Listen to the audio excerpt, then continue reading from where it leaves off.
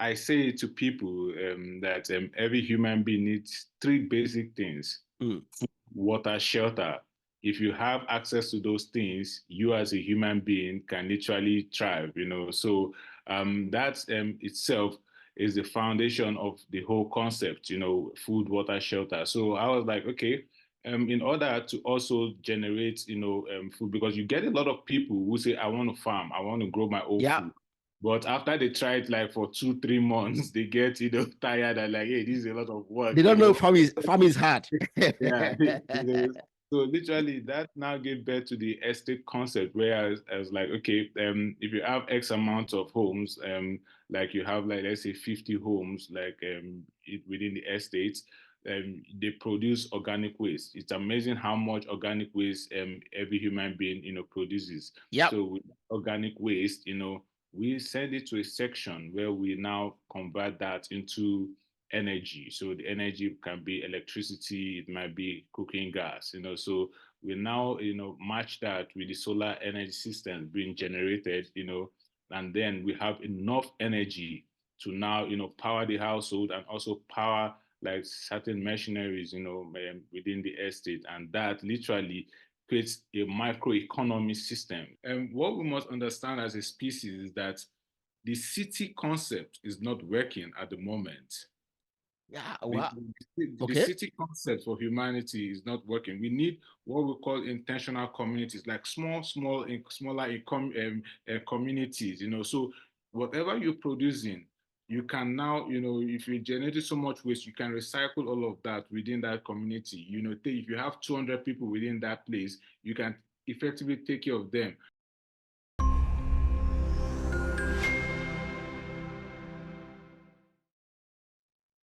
Hello, Chike. Hi, can I? How are you? I'm fine, sir. I'm okay. I'm okay. Tell Awesome. me, where are you about in South Africa? I'm very close to Johannesburg, Okay. called Vanderbilt Park. Okay. Hmm. Yeah. Hmm. I, are you Yeah. familiar with South Africa? Well, I was there nearly now 2 decades ago. Oh, That wow. was 2006, early Oh, wow. 2000, 2006. For I was there for some months. Okay. I and my colleagues, we were there on a project. Then I used to work for Citigroup. Oh, yeah. I remember you mentioned that as Yeah, well. yeah, yeah, yeah. Awesome. So yeah, so we were there close to Joburg in Southampton, and then yeah, for some time. How are you? I'm good, thanks. I'm good. I'm good. And Wow. yourself? Yeah, I'm good. I'm good. I'm good. I'm happy to speak to you today. See, I'm just looking at your profile. I know you do so many things, and it's interesting. It's interesting because I will tell you, the things I see you are involved in are some of the most innovative areas, you know, now. But see, I would say I'm old school.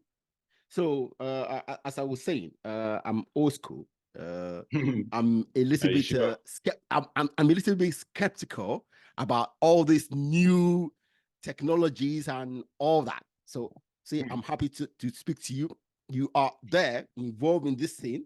So you now educate me and my audience about this. Okay. Okay. So Educate you. yeah, Yeah. yeah, yeah, yeah. So Chike, see, let's start with you. Introduce yourself and tell my audience who you are, what you do. All right. Oh, so yeah, my name is Chike Ayodele. I'm the founder of Trinity Homes, located here in South Africa. I've been doing this for quite some time. Actually, I've been researching on this concept for like 12 years now. Wow. But prior to that, I was in the IT industry. That was where I initially, made my money. When I came to South Africa around 2006. So after then, I kind of diversified into um, farming and real estate. Actually, it was just by luck I got into, farming. I had health challenges back then, so I decided, oh no, I need to start growing my own food. From Interesting. there on, from there on, it does literally took off. So that is how I started. I got into farming. I now went into courses on solar energy systems, did aquaponics, hydroponics, aquaculture, soil-based farming. Does literally any kind of course I could lay my hands to enhance my skills. So that was how I got into farming and real estate. Wow. Yeah. See. Now you are the founder of Eco Trinity Homes. Okay. Yes. Uh, when did that? Tell us more about how, as you said, you got into farming and then real estate because of your health challenge. Yeah. That is interesting for me, uh, because I also have health challenges, and that's what pushed me into many things, including doing this podcast. Okay, Okay. so see, we get into things by accident. True. Okay, yeah. So please tell us a little bit more if you want to. I hope you can tell Yeah, us a sure. little bit more about that. Yes, because Yeah. it means a lot. There are so Yeah, many it people, does. there are so many people who are also having the similar challenges that you have had, that I have had. So telling us that will maybe encourage some people to do something. Yeah. Actually, that is what I mentioned earlier is just one part of the Mm, whole story. mm, The other part is that I grew up in Nigeria. Myself, my siblings, and my parents, I grew up in Lagos. Back then. And then my dad had a thriving, interior decorating company. He was doing very well. And stuff like that. And he taught me business, like the basics. I used to like just hang around him and learn one or two things.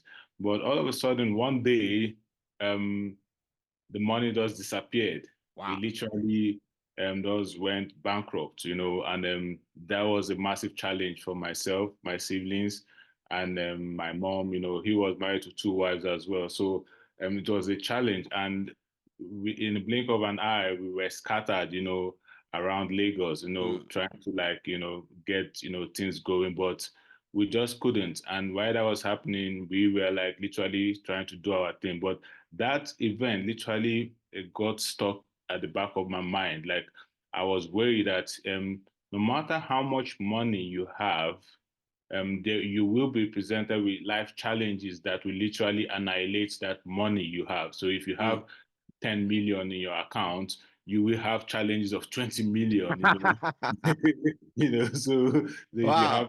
if you have 50,000 in your account or whatever, you have problems of 100,000 that will literally does take everything. So that stuck in my mind, so when I managed, and when I moved to South Africa, that literally that setback my that setback my father experienced was all stuck in my mind. So when I started my business, I had that at the back of my mind that there needs to be a backup plan, something Mm-mm. that goes beyond having money, because money, you can literally lose money, but life skills and other things, especially when it comes to the basics, like when I talk about basics, food, Yeah. shelter, water, energy, those are the basics. You need to have access to those things. So that when I started making money from my IT business, I acquired land, with my with my wife then, and I said, oh no, I'm going to make sure that I set up like a farm. Then I had health challenges. I was hypertensive. Mm. And that itself, literally, when I went to see my doctor was like, "Oh, Chike, you are young. You shouldn't be on medication for the rest of your life." So I Yeah. had to do a 360, change. I had to change my lifestyle, started growing my own food and things like that, and that really changed. So literally, I now set up, a big garden, where I literally started growing like a lot of crops. Then I implemented a solar energy system in my house. I now set up a biodigester system where I convert all of my organic waste into cooking gas. I bought like, machines, set up a fish pond to produce fish and whatnot.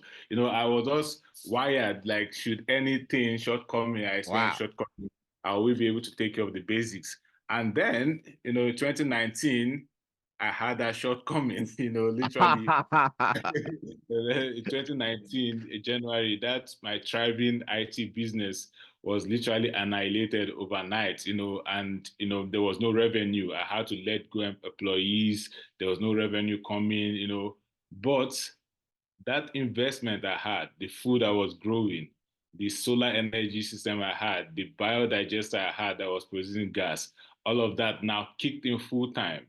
And I started living off that, Mm. and like I had friends who were like, it's like you knew what was coming. I was like, I remember them telling my wife, and my wife was like, no, he knew what was coming, that was why we were prepared for all of this. So we had food, we had tomatoes, we had potatoes, we had beetroot, we had chilies, green peppers, so we had fish, catfish, so all of that kicked in. Then before you know it, the COVID-19 lockdowns came in 2020. Yeah. There was no revenue and everybody was literally indoors. But I still had all of that, producing food for me.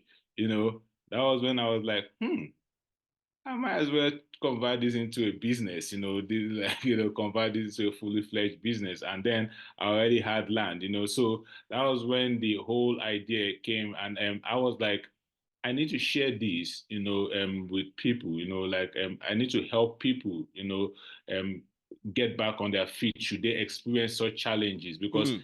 every one of us we experience challenges in life. Yeah. It might be financial, it might be illness, it might be grief, one thing or the other, but we will experience that challenge. But the whole concept now, which I now design, is like literally to provide like a structure, a safety net, should you experience life challenges, the estates, our concept will now kick in, to Yeah. provide the basics. So a classic scenario is like if you own a house within one of our estates, you and your family have access to food morning, afternoon, night, you know, and then literally we deploy a circular economy where we recycle all the organic waste amongst Mm. other generated, we convert that to energy to Mm. use to power certain mechanisms within the estate. So literally, should you lose your job or something happens, the estate can absorb you somewhere, can literally absorb you somewhere where you can now, still have access, to food, energy, water, the basics, and literally giving you the time to now bounce back, financially. So that was how I designed the concept, So yeah. Wow. Wow. See, it sounds like all these Americans who live far away from cities, who design their life to be Yeah. sustainable, that Yeah. no matter what happens, I will survive. Exactly. Exactly. Because money is just paper, money is just a form of reward, you Mm. know. Thank you for what you've done for me, but you still need like food. You need certain things. Like the lockdown showed that even with your paper money, it Yeah. can't buy you food. It can't buy you certain things, So you start to ask yourself, what's the value of this? So that Mm. is where such a concept is very important, Mm. especially in Africa. Yeah. Yeah. Yeah. Now, you mentioned the estate. Okay. Yeah. So let's go a little bit into that. Okay. So Mm. I know you started producing food for yourself Mm-hmm. and you involve other people. Yeah. I assume that include the estate. So tell Yes. us about that. Yeah. How you grew the concept into an estate, and how Yeah. big is it? And yes. Yeah. Thank you. So literally, I say to people that every human being needs three basic things: Mm. food, water, shelter. if you have access to those things, you as a human being can literally thrive, So that itself is the foundation of the whole concept, food, water, shelter. So I was like, okay, in order to also generate, food, because you get a lot of people who say, I want to farm, I want to grow my own Yeah. food. But after they try it like for 2, 3 months, they get, tired and like, hey, this is a lot of work, They don't know farm is hard. Yeah. So literally that now gave birth to the estate concept where I was like, okay, if you have X amount of homes, like you have like, let's say 50 homes, like within the estates, they produce organic waste. It's amazing how much organic waste every human being, produces. Yep. So with organic waste, we send it to a section where we now convert that into energy. So the energy can be electricity, it might be cooking gas, So we now, match that with the solar energy systems being generated, and then we have enough energy to now, power the household and also power like certain machineries, within the estate. And that literally creates a microeconomy system. So Yep. literally, we have our own economic system within the estate. So if we are producing tomatoes, potatoes, or whatever, and the outside, world is also producing the same, they experience factors. You look at the shipping of the those food crops from one place to Yep. another. There are middlemen who need to make their money out of it. There are insecticides that need to be bought, which is not healthy, and so on. So there's so many factors that drives the prices of food, Yeah. around the world. And we see that today, how food is does on the increase, So within our estates, that doesn't happen. We have a fixed economic system that literally, if we are selling one tomato for $1, that is what you get for years to come, because there are no outside factors affecting our Wow. production. So that itself now creates abundance within the estate, where we give people the chance to thrive. Just imagine you and your family living within the estate, and you don't need to like worry where your next meal will be coming from. You are guaranteed that there is food within the estate. So literally, you and your family, if you love doing your podcast morning to night, Mm.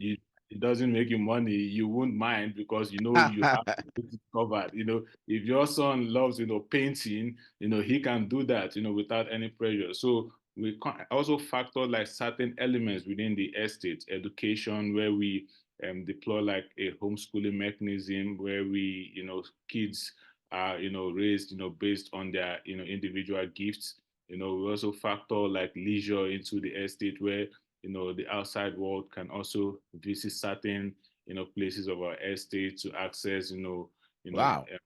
facilities we have. So that literally itself, generates revenue for our estate continuously. So even when we're done selling the houses, we literally making money continuously. So, Wow. and that This money this is also, interesting. This yeah, is interesting. So yeah, now the houses in the estate, yeah.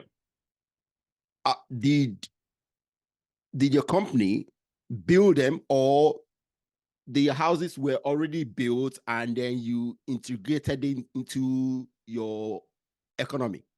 Oh no, we build the houses depending on the purchasing power of that area. So, if it's a high income area, we'll develop like a high value, like Bigger houses and all that.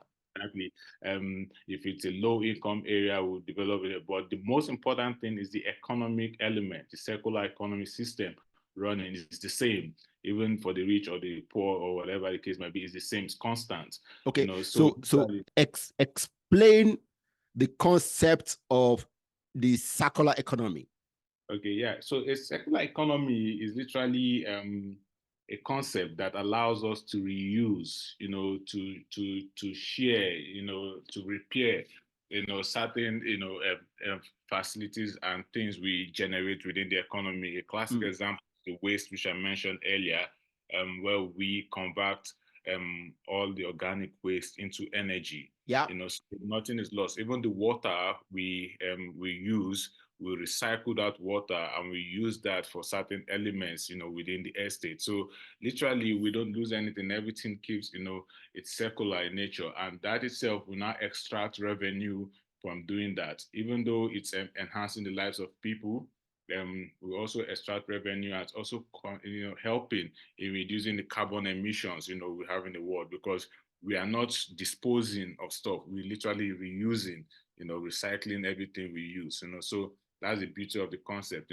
There's so many offshoots can be generated from it. We're looking to integrate the carbon credits elements, where based on your whatever you recycling, or we recycling on your behalf, we give you like carbon credits where we can generate revenue from that later on. So there's so many facets to this concept. So it's Yeah. most interesting. So lately it has really kicked off.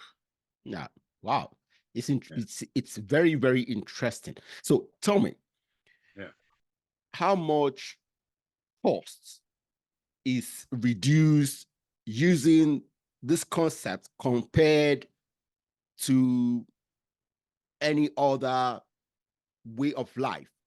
Okay, so somebody who lives in your estate, if they live outside your estate, how much cost do they save for them living your estate compared to if they lived outside? Yeah.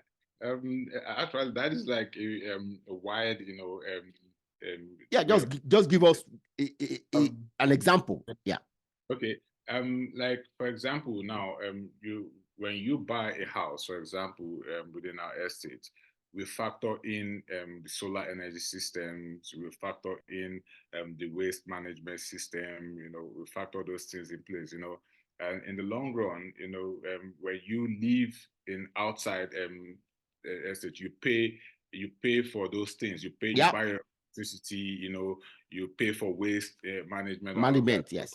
Yeah, but where you live within our estate, that doesn't happen. And also now the food you access, is also almost for free for you and your family, because literally we're extracting your waste. You literally contributing to the process. We Yeah, extract for the waste. food, for the generation of the food, yes. So literally, we did our calculation, and based on a family earning about 25,000 rand, we probably going to save you close to like 60% of whatever expenses you're making, Wow. like you make when you live outside elsewhere, because we provide you everything. Also, we factor the health side, where within the estate we have a health and wellness center. you know Mm. that itself is so important, because you are what you consume. What you eat is literally, that's what causes diseases and Yeah, whatnot. So exactly. the health center literally like guides you, to like lead a healthy life, eat properly and things like that. So that is the beauty of it. So you can't even put a kind of price on that, because your health is wealth itself. So and I that is very see. I important. would tell you, yeah, that's true. Yeah, so yeah, so that is one of the areas we've been able to like show that when you live within one of our estates, we can do a lot of things. We can help you health wise, financially, and so on and so forth. Wow. So, how many of such estates have you guys built in um South Africa? Yeah, we're busy with the first estate, which we comprise of the first phase is about 40 units. Okay. The second phase is about 160 units. And Wow. between and end of next year, we are looking at about 1,000 homes, which will be developed into different estates in 5 provinces That's in South huge. Africa. That's Yeah, huge. and how we've gone about is that the estates are going to act as a beacon of hope for every area. So, like for example, let's say we come to your area and we develop an estate. The surrounding community can also benefit from that estate, because they can also access the food mechanism, the food being produced within that estate. So, Mm. look, if you are buying a bag of potato for £10 at Woolworths or wherever, you can literally get it for £1.50 from our estate, so literally that also provides food security for that community, So that is why we also strategically position our estate. We don't just position them anywhere. Anywhere. Strategy, yes. Wow. Yeah. Interesting. It's interesting. Well, I would very much like to visit one of your estates whenever I come into South Africa. That's very, very, very interesting. Yes. I mean, it deals with so many different things: health, energy, shelter, blah blah. Yes. That's good. That's good. Thank you. Yeah, we've talked so much about houses. Okay, yeah. Africa need to build so many houses, residential, commercial properties. So in the next 30 years, I mean, I think we need to build millions of houses, of all kind, of all sorts. So what is the scale? If I'm asking, I don't know if you actually know, but being in that space, what is the scale of work that is going on currently? Maybe just no, I'm not only from you guys, but generally in the industry. Yeah, well, I think for starters, there is a massive, developments taking place, currently in South Africa.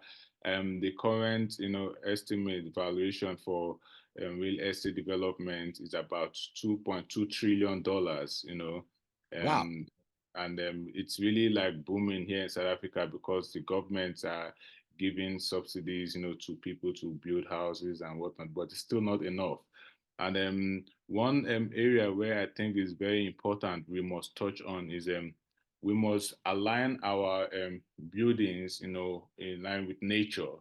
We can't necessarily just, forget nature because it's nature that keeps us here. It's nature that provides everything, for us. So whenever we build in now going forward, we need to have that at the back of our mind. Yeah. So when you see a forest or whatever, wetland or whatever, you need to respect that. You need to now incorporate your housing designs to suit that. Not you chopping all of those things and not to chop it off.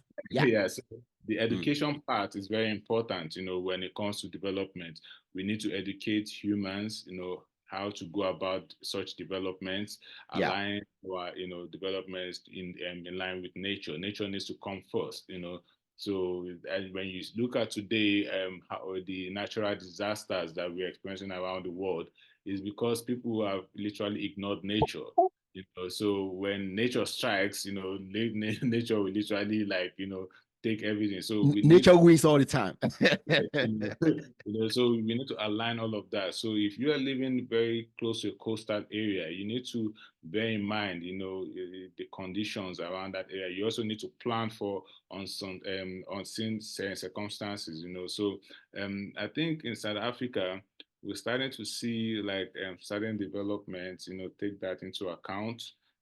Building that still not enough, but I think eventually we'll get there. And when pioneers like us, inspire others, to do the same, I think we're going to see that, take off rapidly. Yeah. See, I mean, we need to do a lot of infrastructure development in Africa, a lot. See, thinking about it, I'm happy, okay, because it tells me that the millions and millions of young Africans will have work to do. Yeah. Okay, yeah, it says that, but at the same time, I talk to a lot of young Africans, and I get scared, okay, because I don't generally see that they are well equipped to do all those things. Okay, so that's the area where I get scared, is that the education for young Africans to be able to do all the things that Africa needs in the next 30 years. We're not doing enough in terms of education, and that scares me. That scares me so badly, you know. Yeah. That's Well, very true. yeah. That's very true, because when you look at what is happening today, with the age of social media and Yeah. whatever, it's so unfortunate that most of our of this new generation, they are so fixated on making money, being popular, and things like that. I remember when I early stages of my gardening, when I started, I remember I had members from a particular church who stopped by, and they stopped by at my gate, and one of them came to me and asked me, "Are you suffering?" I'm like, I was like, "Why do you ask?" He said, "No, you're growing food. You're growing your food." I was like, "No, that might translate to suffering." I also get I also get guests, who visit my property. I also like have property that I rent out on Airbnb and Booking.com. So I get guests who come there and they see plants being grown and whatever, and it means nothing to them. They're not concerned about that. But yet that is where the food your food comes Exactly. from, and they don't really care about that information. So I think it's very important. I remember growing up in Nigeria, you were given the option of either doing agric science or home economics. Yeah. Secondary And school. Yes. yes, and that literally shaped our thinking, Yeah. going forward. Like, we had knowledge of the basics, and that itself stuck with us, growing up, you knew what to do, So unfortunately, that no longer exists, and I think it's important all of those things are factored into our curriculum. Yeah. And that is where, like, for me, I believe homeschooling is very important. I homeschool my kids for the past 7 years. I've been doing Wow. that. So literally, your kids are able to grasp the basics. Should they find themselves anywhere, those life skills will kick in, and they will know how to survive and how to, like, literally fend for themselves. So I think it's very important for Yeah. Africans. Yeah. Yeah. See, I come from a family of farmers. Okay, I was born in the village. For the first 5 years of my life, I lived in the village with my grandparents, with my uncles. My uncles were big farmers. They owned big farms. So Yeah. now, when I see young people in the city, unfortunately, including my own children, Mm. they don't know that the yam they eat is grown in the ground. Yeah. Okay. They don't know that purple, orange, mango are on the tree. They don't have the concept of these simple things, Yeah. which people like me and you take for granted. True. Okay. So the kids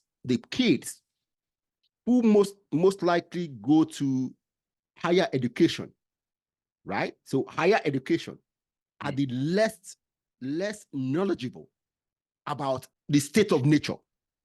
True. And yet, they are the ones who dictate what will go on in schools. Yeah. And True. that scares me. That's scary. Yeah, It's so because they don't know the basic things. And they're the ones who decide what will happen in the next generation. Yeah. It's Yeah. scary. Yeah, it's scary. I mean, I saw a post recently on LinkedIn where a particular school in Nigeria, the school fees is set at 43 million naira, annually. And I was like, what the heck are they going to teach What are them? they teaching you? What are they, is what it are they is going it to teach them? PhD? And I think it's called Charterhouse, and the school it's a primary school, I think primary or secondary school, and it looks like Chartered House in in the UK. And I'm like, okay, it's a nice building, but what exactly are they going to teach them? Because you know for sure, like such institutions, they're not going to teach children how to grow their food and things like that. So I think it's very important, we go back to some kind of basics. I think adults as well, they just grow a tomato. It's not difficult to Yeah, grow a tomato. Grow spinach, grow lettuce. Let's inspire your children, to learn those basic skills, and should they find themselves somewhere, who knows, they can literally thrive, with the current trajectory of the world at the moment. It's guaranteed that people are going to lose their jobs, oh with yeah, AI, oh yeah, with AI getting into full swing now.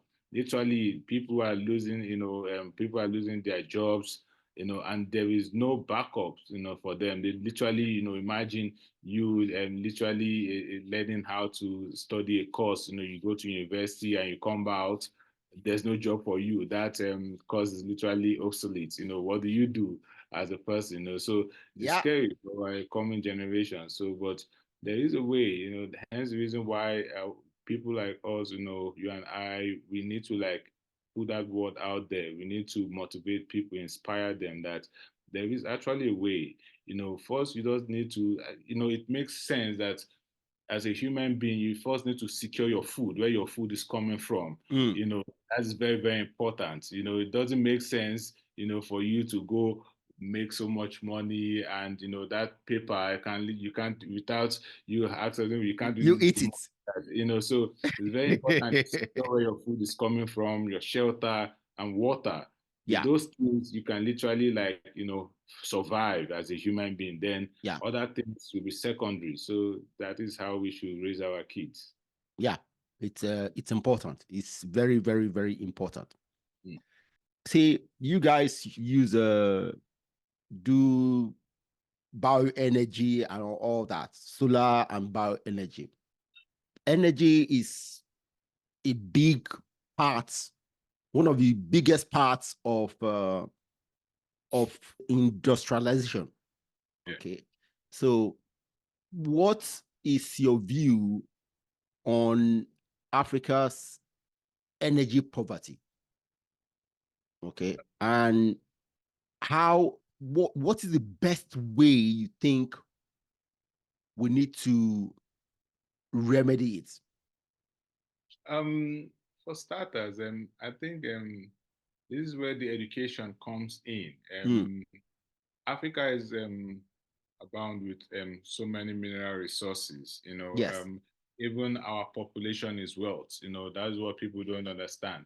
A simple biodigester system. It literally works in a way like I remember a while back in Nigeria where you have the drop toilet where you go to the toilet where we have that drop Yes, kind of, in the village, yes. yeah, Pit toilets. yes, pit toilet. Yeah. So if you were to go to that pit toilet and take a match, matches, and you light it and throw it inside, you Oh see it's yeah, like fire. Vroom. methane. That and yes, it has methane. So literally that's a system. That is energy itself. So all Mm-hmm. you need to do now is just channel all of that, waste into a certain place, and you convert that, into methane gas, which you can now power certain generators and whatever. So literally it's just education. There's so many things like even the waste, the leaves, your grass, when you mow your lawn or whatever, you can store it for some few weeks. You use that as energy. You dump it to a biodigester. Africa has all of these resources that it's actually a crime that Africa should be struggling. Because we have everything. We have sunlight, we have wind, we have ocean. There's geothermal energy that we can deploy as well that can provide us with infinite amount of energy. So there's so much. I think it's just the education part, and Yeah. I think it's designed artificially to keep the minds of Africans enslaved. Well, now Yeah, so I'll push back on that. See, I don't think it's about Africa. It's about everywhere. See, because same thing. See, the same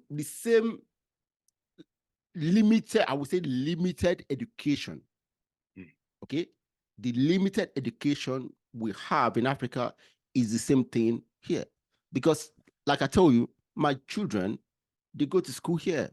And when they come back, I ask them some simple questions. They don't know. Very, see, for me, simple questions. And what pains me is that they are not taught to question things. Yeah. They are not taught to look beyond what they are taught. Yeah. So they cage themselves in this play back. So this is it, and that's it. That's all they want to know. It's They a don't structure. care to say, I'll look there and see. That Yeah. scares me. Yeah. I say to people that we are all victims of the system. You Yeah. know, the system is designed to keep the mind enslaved, you know, Okay. to make you rely on the system, you know, for your sustenance. It's just like the government system, you know, like the government actually are not doing anything, you know. Likewise, politicians just act as a middleman, you know, to different conversations, you know, like you add a middleman to the treasury as a middleman, you know, to the people. They're not really doing anything. So, but if people are able to take care of their needs themselves, then you don't need those middlemen, you know. So what the government does is that they create a mechanism that you rely on them, On you know, them.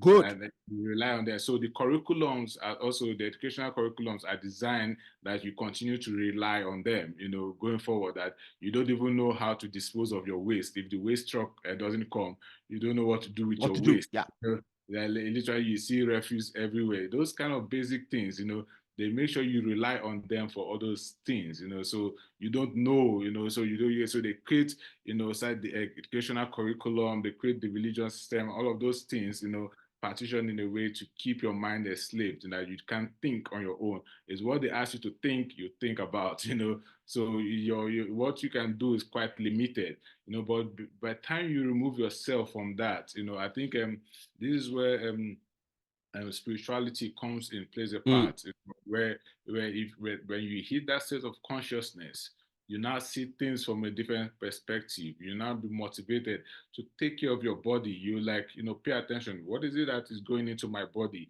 You know, you need to make sure that, you know, I mean, you have a car. Your car takes petrol. You won't go pour diesel inside your car. You know, if your car requires, Exactly. Yeah. your car requires servicing, you take it to periodic servicing, you know, but you don't do the same to your body, you know. So, and you don't do the same to your mind, you know. So definitely you become trapped and enslaved. So it's very important, you know, where a new kind of system, you know, that's what I call what we're doing, like it's a game changer, you know, because literally we're touching several aspects of our existence: your food, your water, your energy, your education, your health, you know. So it's all integrated into Yeah. one particular concept. And imagine if we are able to educate the minds of people, like it will literally, like, you know, go free. People think you don't, money, yes, you need money to buy things and do things, you know, but you can't eat money. You can't eat money. You know, the way people are so, it's actually painful when you see people, fellow humans, killing another human for money and whatever. You're like, but dude, you have land in your village. You know, why aren't you going, you know, to No. do See, something? they're not willing to They're not do the really, work yeah, that will actually generate the yeah, money they want. yeah. They want to generate, they want to generate the money miraculously. Yeah, exactly. I belong to my high school, my secondary school group, Yes. and they were talking. I think last year they were talking about, you know, the inflation in Nigeria, how expensive food is, and I'm like, guys, most of them they reside in Lagos, and I'm like, guys, go back to your respective villages and farm.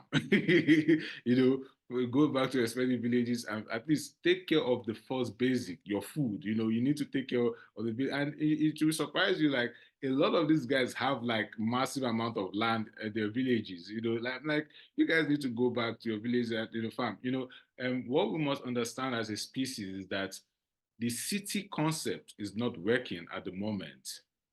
Yeah, The, well, the okay. city concept for humanity is not working. We need what we call intentional communities, like smaller communities. So whatever you're producing, you can now, if you generate so much waste, you can recycle all of that within that community. If you have 200 people within that place, you can effectively take care of them.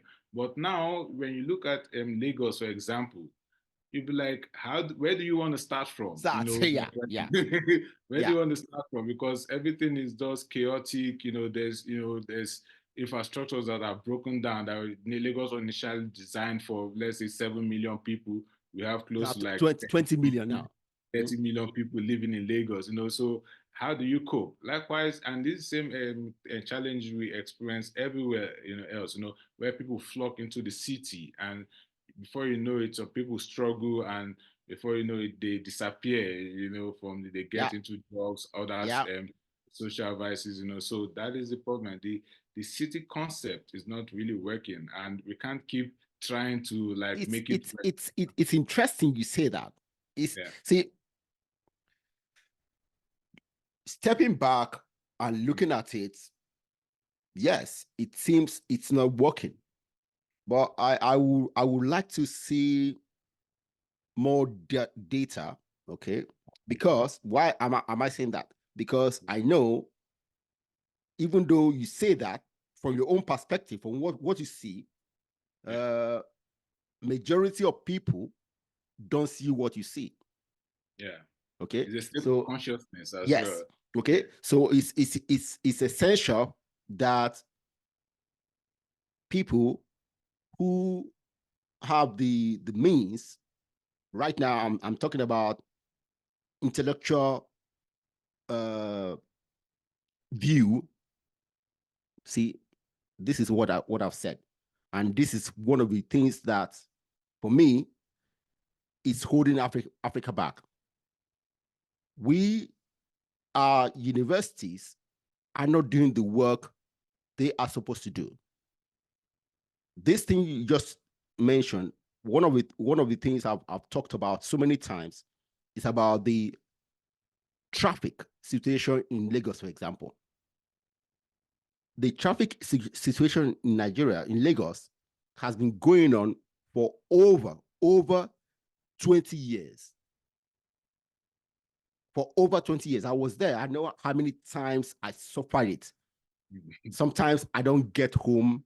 My wife don't get home until 2, 3 a.m. in the morning for a journey that should not take us more than 30 minutes. Yeah. Okay? Yeah. We are on the road for 7, 8 hours. Yeah. Now, if our universities were working, we should have medical doctors, economists, sociologists come together, write a paper about the effects, the impact of this happening. See, they can publish it two widespread pages in the daily, maybe on Saturday, okay, for maybe 2, 3 weeks, different topics concerning that traffic jam that happens in Lagos almost every last Saturday, last Friday of the week, of the month, where we have that church event on the express. Okay. Yeah. See, I'm telling you what happens when I was there. Okay. Yeah. If these people have come together and written a comprehensive data-filled report in a way that people can understand, don't you think Lagosians will be more conscious to see how they add in to create the situation around them? Yeah, it's like I mentioned earlier, it's a state of consciousness. That's the thing I mentioned earlier, that it comes with the governance. The government wants it to be that way. They need to make themselves relevant. Mm. For example, you say you get stuck on a Friday, like when coming for and From you work. pass through. Yeah. Yeah, and why are so many people going to that church on a Friday? Because the God you seek is everywhere. So why do you need to flock to a particular place? So it's the mind that has been enslaved. So it comes with what I'm saying, that the mind has been enslaved in a way that you can't really think on your own. Is what you've been told. You literally now pursue. And it's madness. I heard some guy saying that people in Lagos are actually mental, like literally. He said Yes, that we are. because he said, do you think it makes sense for you to be in traffic and you be hooting like nonstop, Yeah. Dun, cursing? dun. Only a madman or mad person should that does that, and it's true. I mean, I can't remember the last time I pressed my horn, yeah, because you live in an area, where you don't really need to, I've been here. so I've been here for 17 years. yeah, Maybe I pressed my horn maybe yeah, 3, 4 times. exactly. 2018, when I visited Nigeria, I couldn't stay in Lagos. I ran to my village. I only stayed in Lagos for like 5 days, and the rest of Wow. the 3 weeks I spent in my village because I couldn't cope, with the. I'm like, I said, what are you guys doing here? Like, there's nothing, like, this is madness. What are you guys doing here? So that is what I'm saying. That when the mind has been enslaved, you Mm, can't really see these things. mm. It becomes normal to you Yeah. to be in traffic for 8 hours, going to a church event. I Church mean, event or coming God, back from work or whatever. Yeah. yeah, it contradicts, what the religious book says, that God is everything and God is everywhere. Mm. So why do you need to like flock to a certain place? So that's Yeah. another topic for another day. But it also comes with the designing, of the Of the the city state. Yeah. The concept. Yeah. city. Yeah. Mm. And so the design aspect, it also contributes a part. For example, like when we are developing our estate, we take in mind that okay, this first 40 houses, we need to leave room for growth, like for expansion. Yeah. So you need to factor all of those kind of things in. So when there is now growth in a particular state or province, you should be able to now come up with other measures, to take cover for all of that, So, but the way the global population is moving, I refuse to say we are overpopulated. We are not No, we're overpopulated. not. We're We are not. not overpopulated. I used There's to I land used to think that. everywhere. Yeah, we are not overpopulated. There's land everywhere. It's just that the city concept is failing, and people refuse to admit to that. People just literally stack themselves, live on each other, which indicates it's failing. Like for example, my local municipality here has been experiencing sewage problems, Mm. for quite some time now. Like literally, raw sewage flows into the main river, the Oh. Val River, which is provides water for Mm. like Mm. people. So and in 2018, I remember when I was started this my concept. I went to the municipality and they said, no, we want to come see what you're doing. And about 8 of them came, from the local municipality, and they were blown away. They were like, wow, this is what the municipality needs. This is literally going to tackle the sewage crisis we're Okay. experiencing. Have they done it today? No, they didn't. Ah, okay. And they were like, oh no, the mayor should come see. So they scheduled a meeting. The mayor's assistant came in, and the mayor's assistant was like, oh, Chikwe, what are you doing here? Yo, Chikwe, this is amazing. I'm gonna like speak to the mayor, and we're gonna get this going. That was in 2018. And nothing ever came out of it. And now today we have like invasive species that's overtaking the river, like this water, Wow.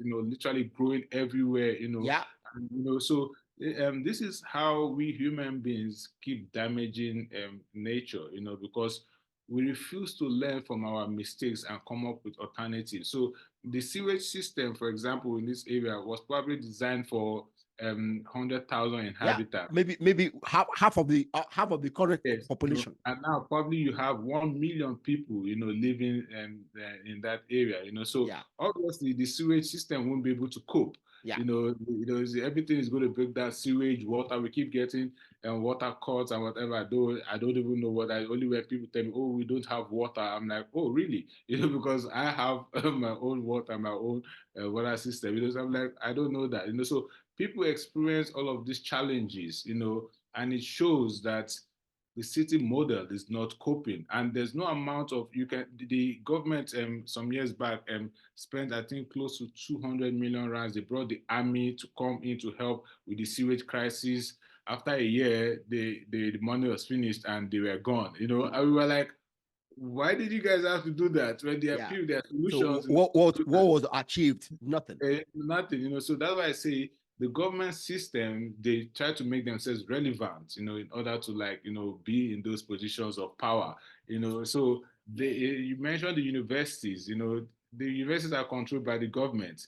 They wouldn't they will tell you what to publish and what to do, so that is where the private companies need to come. That's where you need to disrupt certain aspects, of life, disrupt it in a way that people will now have like options. But at the moment, people believe the only option they have is to go to high school, go to university, graduate, and go get a job in Lagos. So that is what is at the back of their mind. So you need to come up with different solutions, and there are a lot of solutions. Yeah, But the thing is that the mind has been enslaved to think, one way.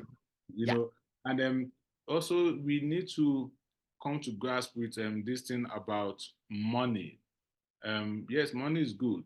We need to be able to draw a line where to say enough, but unfortunately, we as human beings, we just don't know how to say enough. You just keep buying, you buy clothes, you acquire, you keep buying, consume, so it gets to the point where, you can't even think, you spend all that money consuming and whatever, but your health is now, suffering because yeah, you are in traffic for 8 hours. When you get home, you can't cook. What do? You buy fast food. yeah. So you buy Junk. fast food. And, so it's all linked to all of this. And so you need to now be able to discipline yourself as a human being to say, where do I draw the line? To say my mental health is most important. I need to live in a place, And when I went to my hometown in 2018, I told people with my uncles, when I got there, they were all sitting down under a mango tree, and they Yeah. were drinking palm wine, and they were having a meeting, a village meeting. And I was looking at them and I was laughing. And they were like, "Why are you laughing?" I'm like, "You guys are living premium life. We pay a fortune to experience this kind of life overseas, And they were like, "What do you mean?" I'm like, "I'm sitting like here under a mango tree, and I look to my left, there's pawpaw tree, there's guava tree, there's fruits everywhere, and you guys don't understand the kind of life you guys are enjoying. And you look at these people, they're healthy even into their 90s, they're Yeah. stronger, So you ask, what do you prefer as a human being? You want to live like a shorter life in the city, or you live a more comfortable life, in the village? So even when you live in the village or all those kind of communities, you can get everything you want. In South Africa, we call it Ubuntu. You come as a community where you guys, produce everything you need, and your community can prosper. So we need to educate ourselves. Like, free our mind. That's where everything, the transformation comes from. Once you free your Wow. mind, you'll be able to like think differently. And the moment I free like everything in my mind, I was like, oh wow, I'll be going about this the wrong way, So I remember I was telling my partner that, it's been a while. I last hung out with people, like went to like parties, clubs, and whatever.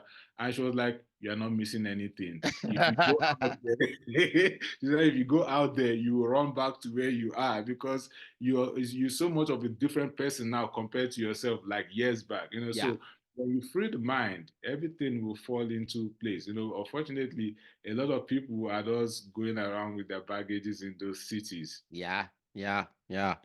Well, Chike, in fact, this discussion has been wonderful. You know, Thank you.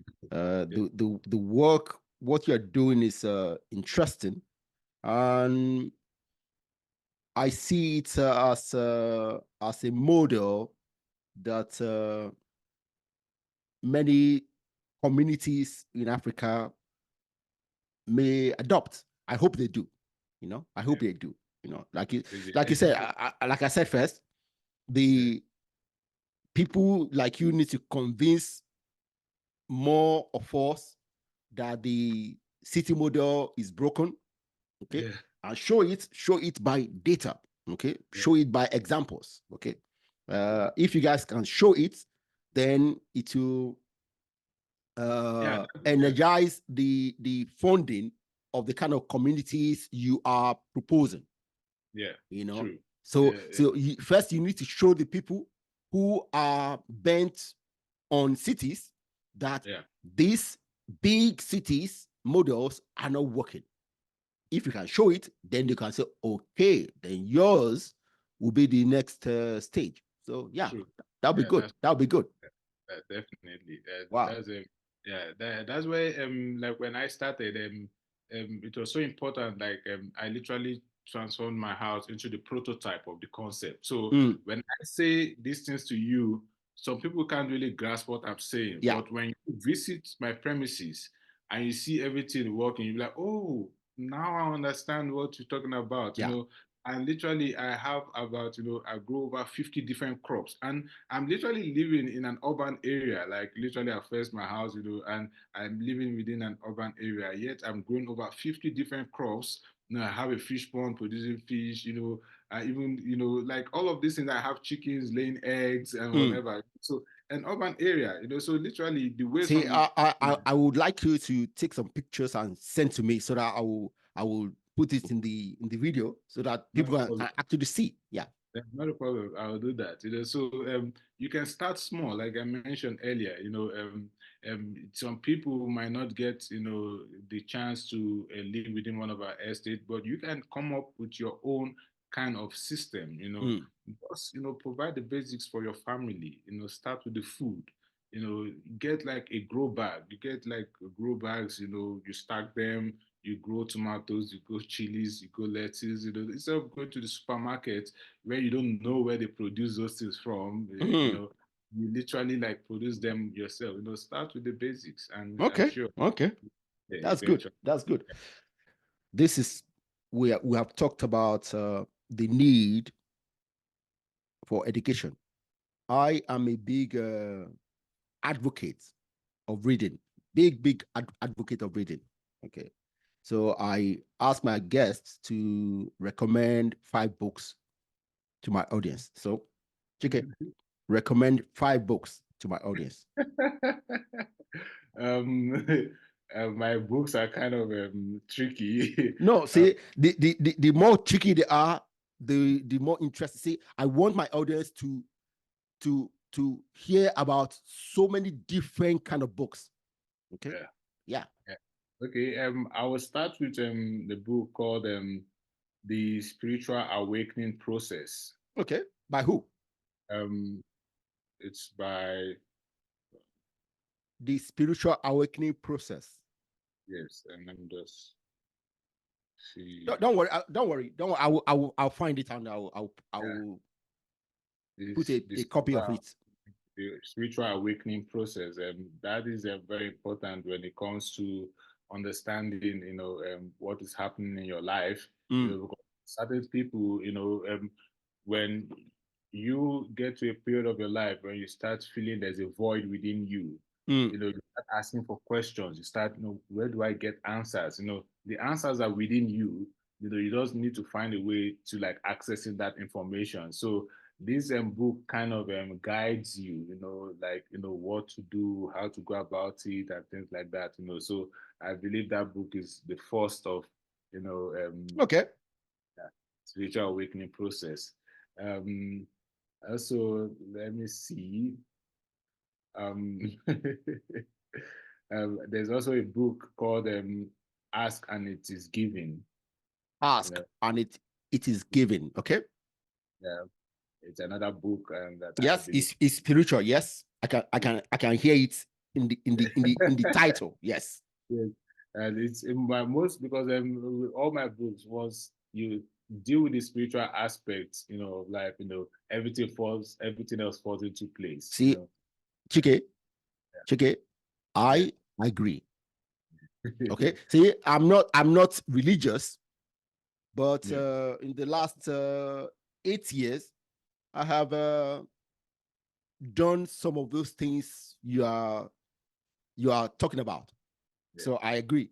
I know the importance. Okay. Then the power of now. Yep. You Eto what's the you name? can tell me. Yeah, Yeah. yeah. Mm-hmm. Yeah, yeah. Mm-hmm.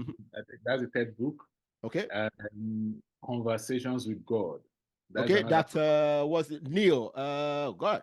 Yeah, Yeah. yeah. I know who you're talking about. So Very, I've very. read it. Then lastly, I think the dream.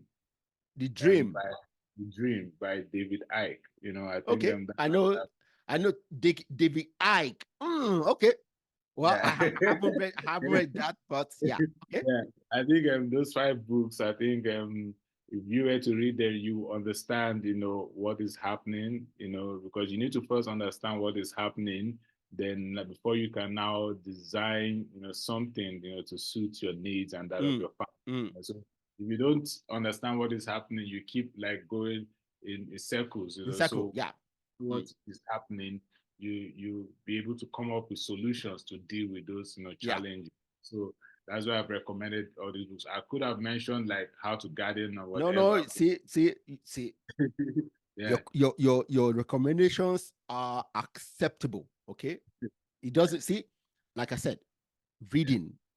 Just educate yourself, get the information, and then sit back and say, hmm, that's it for me. Thank you very much. Thank you very much.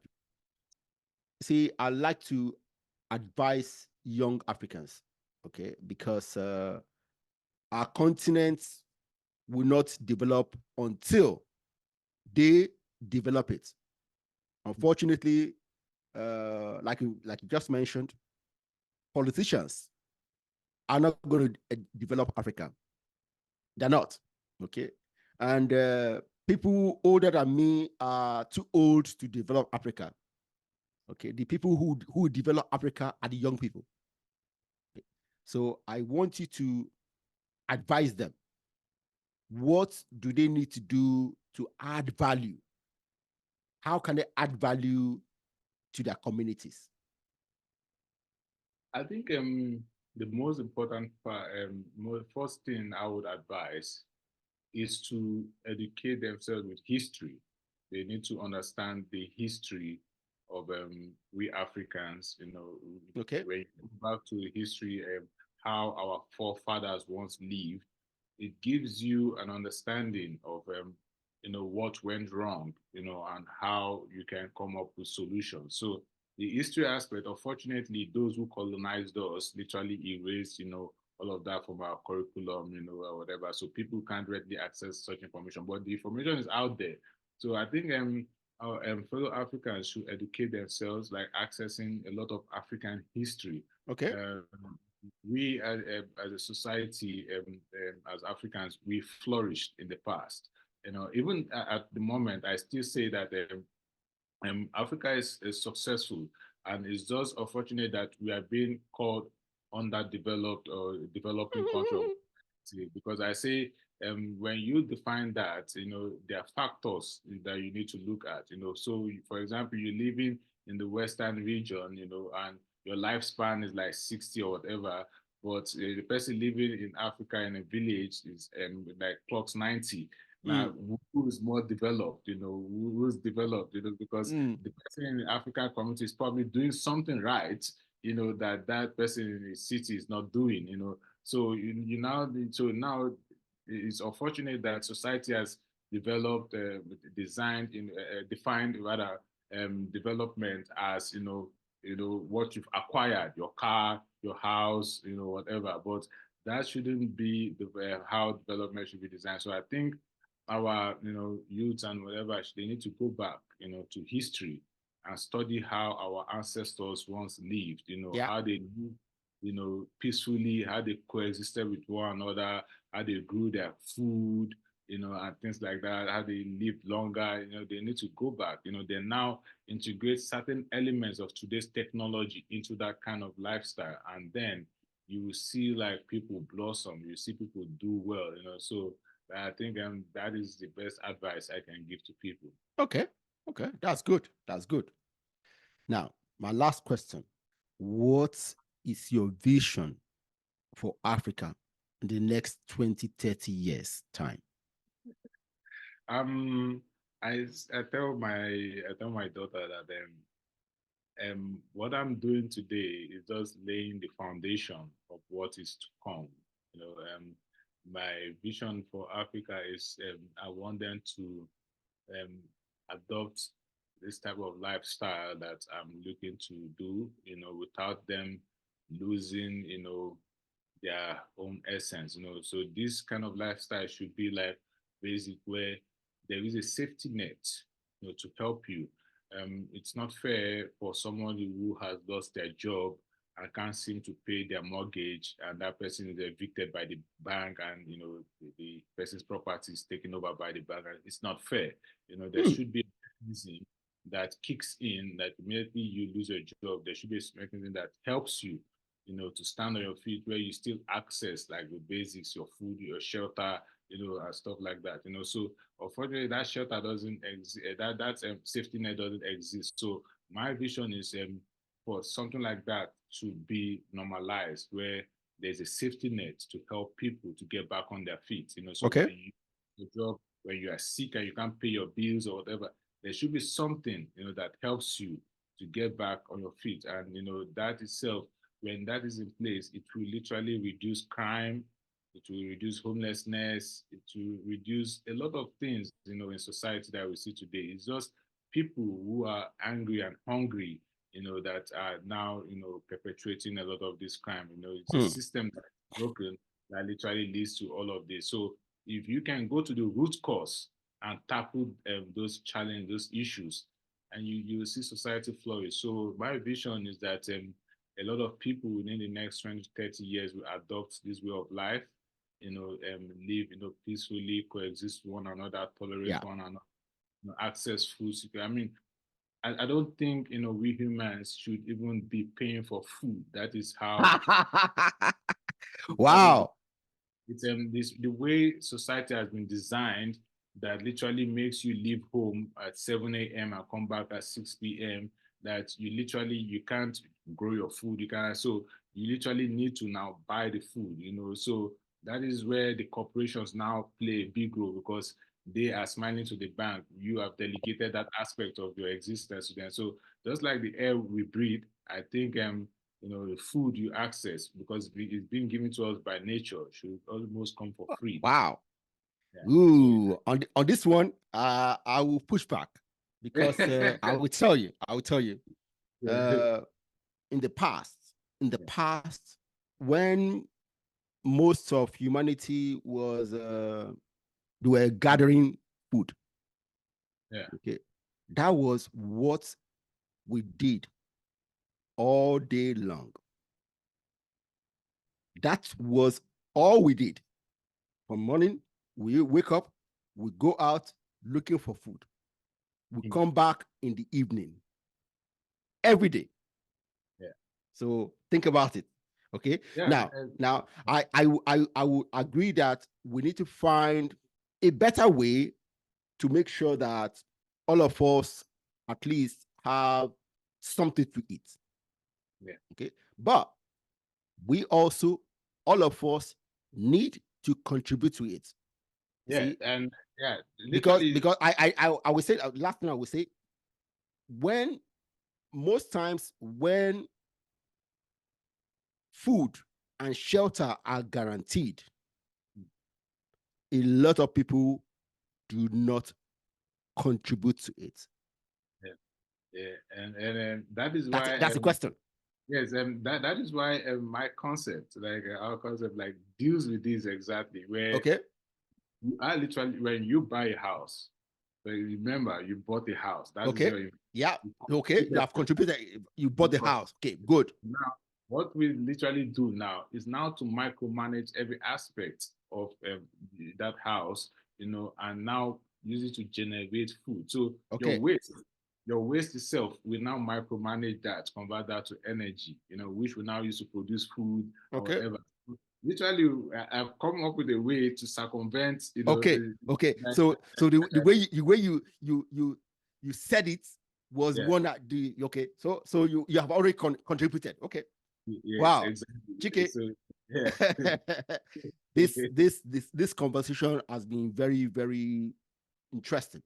And the concepts you have come up with the circular economy and all that are very interesting. And I want more communities to adopt it. But it depends on you and people like you to yeah, promote it. All right. yes, But yeah. it sounds wonderful. Like I said, I would like to visit you and your communities whenever I come to South Africa. Thank you. Thank you. Thank you very much. Thank you very much for being a great guest of Yeah, the Think thank you. Big for Africa podcast. Also, thank you, Kenneth. Thank you for having me. Great, great. Thank you. Bye. Yes, Yeah.